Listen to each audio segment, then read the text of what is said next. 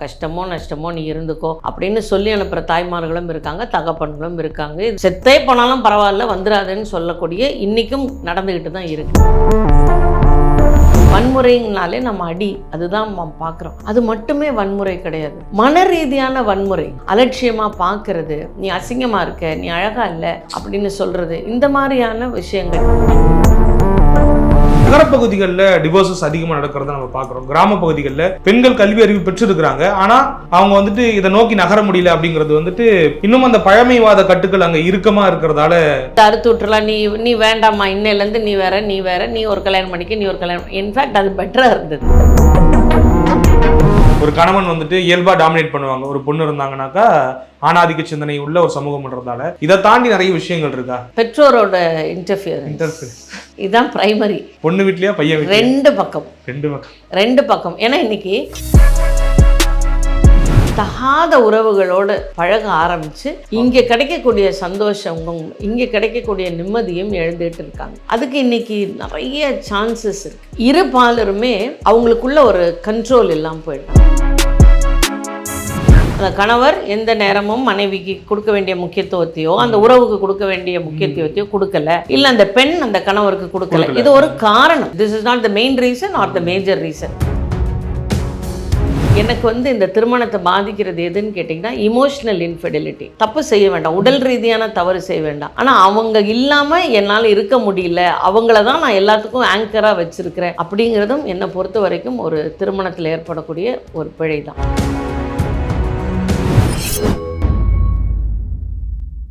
Little tax plus நேயர்களுக்கு வணக்கம். இன்றைய சிறப்பு நேர்காணல்ல நம்மோடு உளவியல் வல்லுநர் நப்பிண்ணை அவர்கள் இணைந்திருக்கிறார். அவர் வெறும் உளவியல் வல்லுநராக மட்டும் இல்லாமல் திருமணம் சார்ந்த பிரச்சனைகளுக்கு பார்த்தீங்கன்னாக்கா தீர்வு கொடுக்கக்கூடிய இடத்துல ஒரு மெரிட்டல் தெரபிஸ்டாகவும் இருக்கிறாங்க. பல்வேறு கேள்விகள் நம்மிடையே இருக்கிறது, அவங்ககிட்ட கேட்டு தெரிஞ்சுக்கலாம். வணக்கம் மேம்.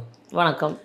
நான் சொன்ன மாதிரி நிறைய விஷயங்களை நீங்கள் தொடர்ச்சியாக செஞ்சுக்கிட்டு இருக்கீங்க. குறிப்பாக இந்த திருமணத்தில் நிறைய பிரச்சனைகள் ஏற்படுது, அதை நம்ம தொடர்ச்சியாக பார்த்துக்கிட்டு இருக்கோம். அதுவும் நவீன காலத்தில் இந்த திருமண முடிவுகள் அப்படிங்கிறது ரொம்ப சாதாரணமாக இயல்பாக மாறிடுச்சு.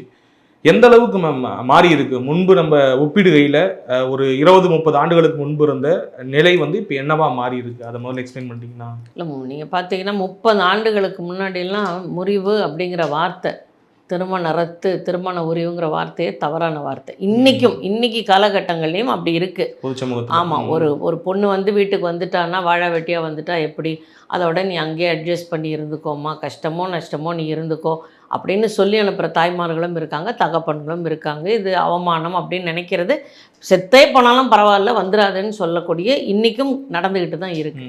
ஆனால் அன்னைக்கு பெண்களுக்கு கல்வி அறிவு கிடையாது, அவங்களுக்கு ஒரு எக்கனாமிக் இண்டிபெண்டன்ஸ் கிடையாது. ஆண்களை சார்ந்து இருந்ததுனால அப்படி தான் வாழ்ந்திருக்காங்க. அவங்க அப்பாவை சார்ந்திருந்தாங்க, சகோதரனை சார்ந்திருந்தாங்க, கணவனை சார்ந்திருந்தாங்க. அப்போ அங்கே நடக்கக்கூடிய இன்னல்களை அவங்க பொறுத்துக்க தான் வேணும், வேறு வழி கிடையாது. அடிப்பது ஆணோட பழக்கம், அதை நான் பொறுத்துக்க வேண்டியது என்னோட இயல்பாக மாற்றிக்கணும் அப்படின்னு மாற்றிக்கிட்டு இருந்தாங்க. இப்போ கல்வி வர வர பெண்களுக்கு ஒரு புரிதல் ஏற்பட ஆரம்பிச்சது. ஏன் நான் அடி வாங்கணும், என்ன காரணத்துக்காக? சாம்பாரில் உப்பு இல்லைன்னா அடிக்க வேண்டாமே, வாயில் சொல்லலாமே அப்படிங்கிற ஒரு பகுத்தறிவு அவங்களுக்குள்ள வர ஆரம்பிச்சது. இங்கே தான் கல்வி எந்த அளவுக்கு பெண்களை யோசிக்க வச்சது. அது நாள் வரைக்கும் யோசிக்காமல் இருந்தாங்க, இப்போ யோசிக்க ஆரம்பித்தாங்க. யோசிக்க ஆரம்பிக்கும் போது இந்த மாதிரி சின்ன சின்ன தவறுகள்னால ஏற்படக்கூடிய பிரச்சனைகள், அதாவது நாம் திரும்பவும் சொல்கிறோம், அடிக்கிறாங்க, வன்முறைங்கனாலே நம்ம அடி, அதுதான் நம்ம பார்க்குறோம். அது மட்டுமே வன்முறை கிடையாது.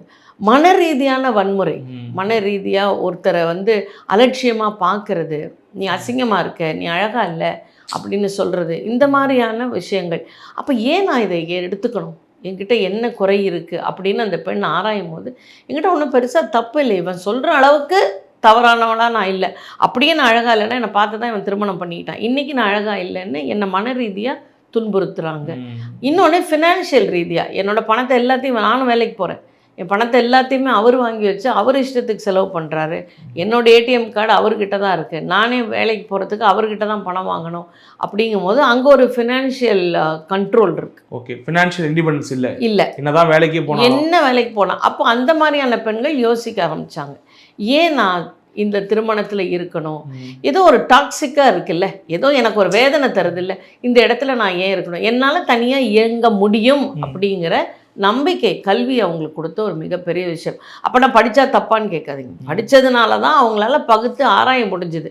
எதுக்காக நம்ம இதில் இருக்கணும், நம்ம செய்யாத தப்புக்கு ஏன் எல்லா நாளும் வார்த்தைகளாலையும் மன ரீதியாகவும் புண்படணும், உடல் ரீதியாகவும் புண்படணும் அப்படிங்கிறதுனால பெண்கள் யோசிக்க ஆரம்பித்தாங்க. இது பெண்கள் இந்த பக்கம் யோசிக்கும் போது பெற்றோர்களும் கொஞ்சம் ஒரு யோசிக்க ஆரம்பித்தாங்க. ஆமாம், ஏன் என் குழந்தை போய் அங்கே கஷ்டப்படணும், ஏன் என் பையனே கூட கஷ்டப்படணும், நான் பெண் மட்டுமே இல்லை பையனே கூட ஏன் கஷ்டப்படணும், இந்த பெண் வந்து என் பையனை என்னோட பேச விட மாட்டேங்கிறா, வெளியில் போக விட மாட்டேங்கிறா, ரொம்ப கண்ட்ரோல் பண்ணுறா, எதுக்காக இவங்க இதில் இருக்கணும் அப்படிங்கிறத பெற்றோர்களும் கொஞ்சம் யோசிக்க ஆரம்பித்தாங்க. ஒரு கொஞ்ச நாளைக்கு முன்னாடி, அதாவது நான் சொல்கிறது ஒரு 2007 அப்படிலாம் பார்த்தீங்கன்னா கோர்ட்டில் இவ்வளவு ஃபேமிலி கோர்ட்ஸ் கிடையாது, 1-2 தான் இருந்தது. பட் இன்றைய காலகட்டங்களில் பெருகி வருது. நம்ம ஹைகோர்ட்டுக்குள்ளேயே 8 ஃபேமிலி கோர்ட் இருக்குது, அதாவது பிரின்சிபல் கோர்ட் இருக்குது, அது இல்லாமல் அடிஷ்னல் கோர்ட்ஸுன்னு இருக்குது, குடும்ப நல நீதிமன்றங்களே அதிகமாக இருக்குது, கேசஸும் அதிகமாக ஃபைல் ஆகிட்டே இருக்குது. அதுக்கு ஓரளவுக்கு இந்த சமுதாயத்தில் இருக்கக்கூடிய சில பிரச்சனைகள் ஹைலைட்டடாக என்னால் சொல்ல முடியும். அதுதான் ப்ரைமரி காரணம். எல்லாரும் வேணும் டைவர்ஸ் பண்ணிக்கிறோம் அப்படின்னு வர்றது கிடையாது. இந்த பிரச்சனைகள் அதிகரிக்கிறதுனால விவாகரத்து ஒரு தீர்வுன்னு 2 தரம் ஆண்களும் சரி பெண்களும் சரி புரிஞ்சுக்க ஆரம்பிச்சிட்டாங்க. ஓகே, நீங்கள் சொன்ன அந்த பதிலிருந்து எனக்கு ஒரு கேள்வி என்னன்னாக்கா, இப்போ நீங்கள் குறிப்பிட்டிருந்தீங்க முன்பு வந்துட்டு கல்வி அறிவு இல்லை, இப்போ கல்வி வந்து பெண்களுக்கு புகட்டப்பட்டிருக்கு, அதனால் வந்துட்டு டிவோர்ஸஸ் வந்துட்டு நடக்கிறது, அதாவது நம்ம ஏன் இதெல்லாம் பொறுத்துக்கிட்டு இருக்கணும் அப்படிங்கிறது. ஆனால் நகரப்பகுதிகளில் டிவோர்ஸஸ் அதிகமாக நடக்கிறத நம்ம பார்க்குறோம். கிராம பகுதிகளில் பெண்கள் கல்வி அறிவு பெற்றிருக்கிறாங்க, ஆனால் அவங்க வந்துட்டு இதை நோக்கி நகர முடியல அப்படிங்கிறது வந்துட்டு இன்னும் அந்த பழமைவாத கட்டுக்கள் அங்கே இறுக்கமாக இருக்கிறதால அங்கே வெளியில் வர்றது ரொம்ப கஷ்டமாக இருக்கும். இங்கே அது கொஞ்சம் தளர்வு ஏற்பட்டிருக்கும் நகர பகுதிகளில், யாரும் நம்மளை எதுவும் சொல்லிட முடியாது. கரெக்டான எனக்கு என்ன தோணுதுன்னா, கிராமங்களில் அந்த காலத்துலேருந்து அறுத்தறிவதும்பாங்க, ஒத்துப்போலியாப்பா பஞ்சாயத்தை கூட்டுவாங்க, இதை அறுத்து விட்டுறலாம், நீ வேண்டாம்மா, இன்னையிலேருந்து நீ வேற, நீ ஒரு கல்யாணம் பண்ணிக்க, நீ ஒரு கல்யாணம். இன்ஃபேக்ட் அது பெட்டராக இருந்தது, ரொம்ப காம்ப்ளிகேட்லாம் பண்ணாமல் ரொம்ப ஈஸியாக பண்ணிக்கிட்டு இருந்தாங்க.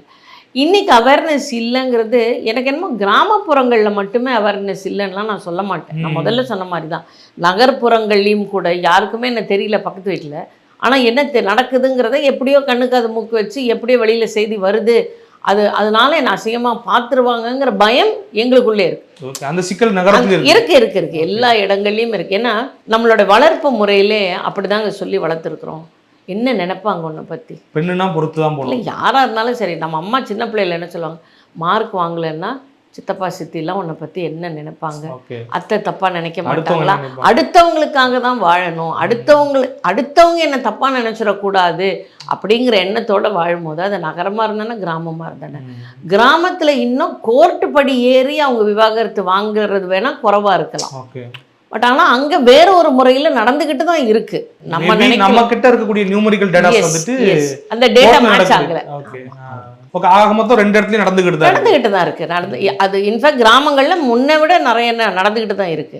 வேண்டாம், எனக்கு செட் ஆகலை, என்னை பிரித்து விட்ருங்க, இது நான் கோர்ட்டுக்கெலாம் போகலை, அங்கே இருக்கிற பெரியவங்க ஒரு 4 பேர், அந்த குடும்ப, அதாவது பஞ்சாயத்துங்கிறது இன்றைக்கி போயிருக்கலாம், ஆனால் அந்த குடும்ப பெரியவர்களே சேர்ந்து இது வேண்டாம், இது செட் ஆகாது, இனிமேல் 2 பேர் இருந்தால் நல்லா இருக்காது, குழந்தைங்க அவளோட போட்டு இல்லை அவனோட போட்டு நீ வேற பண்ணிக்கமான்னு ரொம்ப சுலபமாக பண்ணி வச்சு சட்டபூர்வமாக இல்லாமல் அப்படியே பேச்சுவார்த்தையோட. நீங்கள் நிறைய இணையர்களை பார்த்துருப்பீங்க, இந்த மாதிரியான பிரச்சனைகளோட உங்களை வந்து அணுகி இருப்பாங்க இல்லையா? அதில் குறிப்பாக அவங்க எடுத்து வைக்கக்கூடிய பிரச்சனை என்னவா இருக்கு? அவங்க 2 பேருக்குள்ள நிறைய விஷயங்கள் இருக்கும். நீங்கள் சொன்ன மாதிரி டொமஸ்டிக் வயலன்ஸ் வந்து குறிப்பிட்டிருந்தீங்க. ஒரு கணவன் வந்துட்டு இயல்பாக டாமினேட் பண்ணுவாங்க, ஒரு பொண்ணு இருந்தாங்கன்னாக்கா ஆணாதிக்க சிந்தனை உள்ள ஒரு சமூகம்ன்றதால. இதை தாண்டி நிறைய விஷயங்கள் இருக்கா நீங்கள் நோட் பண்ணது ஏதாவது ஸ்பெசிஃபிக்காக? பெற்றோரோட இன்டர்ஃபியரன்ஸ். ஓகே, இதுதான் பிரைமரி. ஓகே, பொண்ணு வீட்லையா பையன் வீட்லையா? 2 பக்கம். ஏன்னா இன்னைக்கு கால சூழல், ஒரு 2 பேர்கிட்டையும் ஒரு குழந்தை இருக்கு. ஸோ இவங்களை சார்ந்தே இருந்துச்சாங்க, இல்லை 2 பேர் மேக்சிமம் இவ்வளோ தான் இருக்கு. அப்போது இந்த பெற்றோர்கள் வந்து என் குழந்தை அதை ஒரு பொக்கிஷமாக பார்த்துக்கிட்டு இருந்தோம். அதை ஆணோ பெண்ணோ அந்த குடும்பத்துக்குள்ளே வராங்க அப்படிங்கும்போது அந்த தாயால் அதை கொஞ்சம் சீக்கிரம் ஏற்றுக்க முடியாமல் போயிருக்கு. அப்போ என்ன ஆகிடுது, எல்லாத்துலேயும் அவங்களோட கருத்தை அங்கே சொல்கிறாங்க. அவங்கள, அதாவது இந்த பெண்ணாக இருந்தான்னு வச்சுக்கோங்களேன், அம்மா அவருக்கு இது தெரியலம்மா, அவருக்கு அது தெரியல, அத்தை அதெல்லாம் சொல்லி கொடுக்கல அப்படின்னா இந்த அம்மா என்ன ஆகிடுறாங்க, ஓ பிள்ளைய அந்த அம்மா ஒழுங்காக வளர்த்தல, நான் இப்போ பாரு, நான் இங்கேருந்து மேலேருந்து ஃபோர்ஸிங் பண்ணி நான் இவங்களுக்கு புரிய வைக்கிறேன் அப்படிங்கிற மாதிரி இவங்க அவங்களோட குடும்ப கட்டமைப்புக்குள்ளே இந்த அம்மாவும் அந்த பையனோட அம்மாவும் உள்ள நுழைஞ்சிடுறாங்க. நுழைஞ்சிட்டு என்ன ஆயிடுது, இவங்க பக்கம் இழுக்க ஆரம்பிக்கிறாங்க. இந்த பெண்ணுக்கும் சரி இந்த ஆணுக்கும் சரி, நீங்கள் யோசிச்சு பாருங்க, ஒரு சிறு கட்டத்துக்குள்ள 2 பேர் நின்றுட்டு இருக்காங்க, அவ்வளோதாங்க இடம் இருக்குது, அவ்வளோதான் மூச்சு விட முடியும். 4 பேர் நின்னாங்கன்னா மூச்சு திணற ஆரம்பிக்குது. அப்போ என்ன ஆகும், கொஞ்சம் நேரத்துக்கு அப்புறம் அப்பா வெளியில் போனால் தான் நல்லா இருக்குன்னு யாரோ ஒருத்தர் வெளியில் போயிடுறாங்க. ஒன்று தூக்கி எறியப்படுறாங்க, இல்லை அவங்களாவே என்னால் முடியல, இந்த இடத்துல மூச்சு விட முடியல, இன்னும் ரொம்ப அழுத்தமாக இருக்குது, கிளாஸ்ட்ரோஃபோபிக்காக இருக்குன்னு வெளியில் போயிடுறாங்க. இந்த இன்டர்ஃபியரன்ஸை தான் நான் ப்ரைமரியாக பார்க்குறேன். பெற்றோர்களோட இன்டர்ஃபியரன்ஸ், இன்னொன்று இன்ஃப்ளூயன்ஸ். இன்டர்ஃபியரன்ஸுங்கிறது அவங்களாவே இறங்கி செய்கிறது. இன்ஃப்ளூயன்ஸுங்கிறது தொலை தூரத்தில் இருந்தால் கூட ஒரு ஃபோன் கால் போதும், நீ என்ன பண்ணுற, அவங்க என்ன பண்ணாங்க, நீ அவங்களோட பேச விடாத, ரொம்ப நீ ஜாக்கிரதையாக இரு, அவளை வந்து அவங்க அம்மா அப்பாவோட பேச விடாத, இல்லை அவனை வந்து அவங்க அம்மா அப்பாவோட பேச விடாது. ஏதோ ஒரு இடத்துல இந்த இன்ஃப்ளூயன்ஸ் ட்ரை பண்ணி அவங்கள தங்களோட கண்ட்ரோலில் வச்சுக்கிறாங்க பெற்றோர்கள். அவங்களுக்கே தெரியல, அது அவங்க செய்கிறது சரி தப்புங்கிறது தெரியாமலே ஏதோ ஒரு இடத்துல இன்ஃப்ளூயன்ஸ் பண்ண, ஏன்னா அதுதான் சரின்னு அவங்க நம்பிட்டு இருக்காங்க. அதுதான் தான் அப்படி தான் என் கணவரை பண்ணணும், அப்படி தான் என் பொண்ணை பண்ணணும், இல்லை என் மனைவி நான் இப்படி தான் பண்ணேன், என் மகனும் அப்படி தான் பண்ணணும், இப்படி ஏதோ ஒரு அவங்களுக்குள்ளே இருக்கிற புரிதல்னால இந்த இன்டர்ஃபியரன்ஸ் இருக்குது. இப்போ இன்னொன்று பார்க்கும்போது இந்த திருமணத்துக்கு கிடைக்கக்கூடிய வேல்யூ, திருமணம்ங்கிற ஒரு விஷயம் நான் சொல்கிறேன், அது வாழ்க்கையில் ரொம்ப புனிதமானது அப்படிலாம் நான் சொல்லலை, அந்த மாதிரியான ஒரு கற்கால சிந்தனைகளோடு சொல்லலை. அவசியமான ஒரு உறவு, அற்புதமான ஒரு உறவு, இதுதான் என்னோட வாதம். ஆனால் அந்த அற்புதமான உறவில் தகாத உறவுகளோடு பழக ஆரம்பித்து இங்கே கிடைக்கக்கூடிய சந்தோஷமும் இங்கே கிடைக்கக்கூடிய நிம்மதியும் எழுந்துகிட்டு இருக்காங்க. அதுக்கு இன்றைக்கி நிறைய சான்சஸ் இருக்குது. அப்போது இரு பாலருமே அவங்களுக்குள்ள ஒரு கண்ட்ரோல் இல்லாமல் போயிட்டாங்க. இன்றைக்கி நீங்கள் பார்த்தீங்கன்னா இந்த ஓப்பன் மேரேஜஸ் ரொம்ப காமன் ஆகிடுச்சு.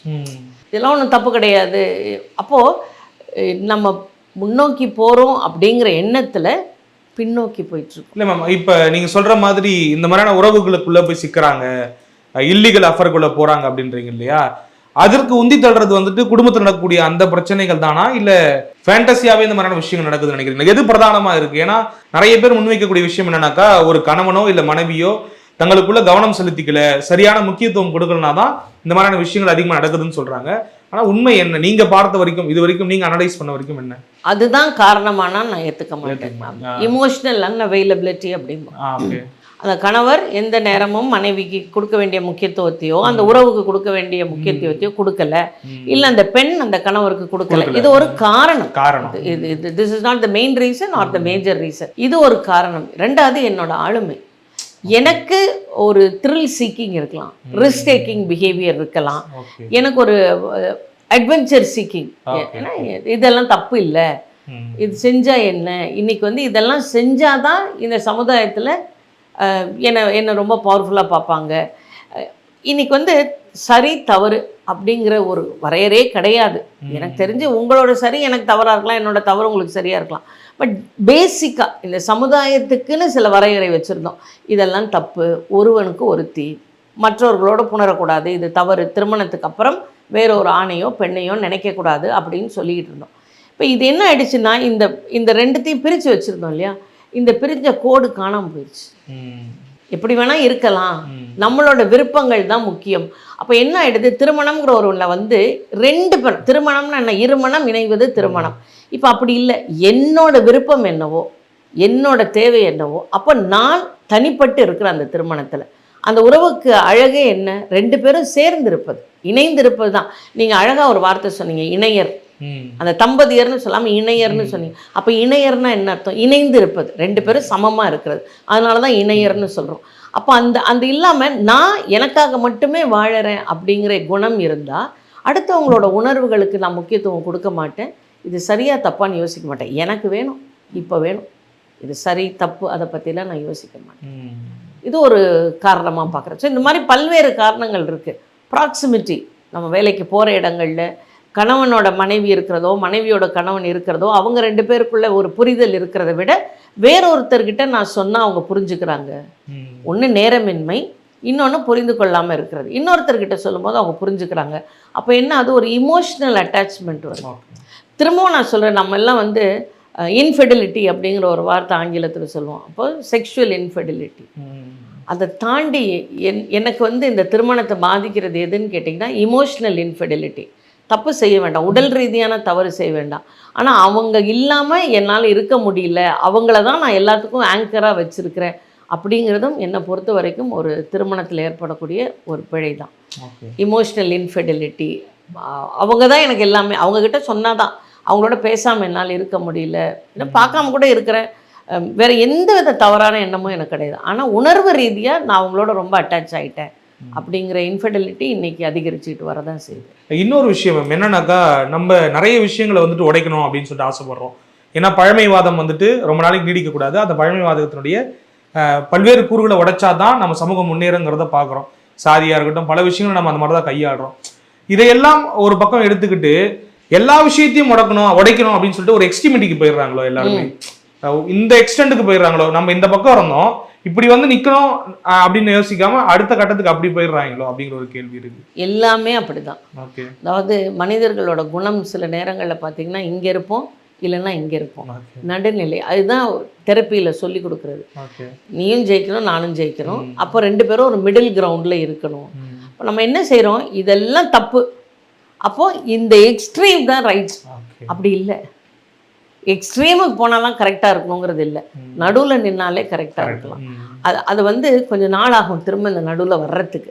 ஏன்னா இப்படி யோசிச்சு பாருங்களேன், ஒரு பேலன்ஸ் இப்படி மேலே இருந்தது, இப்போ டக்குன்னு இப்படி இறங்குச்சு, கொஞ்சம் நேரம் ஆகும் அது சமமாக வர்றதுக்கு. ஏன்னா அதுக்கு தான் கேட்டேன். ஏன்னா இந்த ஃப்ரீடம் நுகர்றேன் அப்படிங்கிற அடிப்படையில் ரொம்ப தள்ளி போயிடுறாங்களோ அப்படிங்கிற ஒரு அச்சம் இருக்கு. தவறான புரிதலே இருக்கு. ஃப்ரீடம்ங்கிற வார்த்தைக்கே என்னன்னு தெரியலையே. இது எங்க ஃப்ரீடம்? எதையும் செய்யலாம் அப்படிங்கிற புள்ளிக்கு நகர்ந்துடுறாங்க.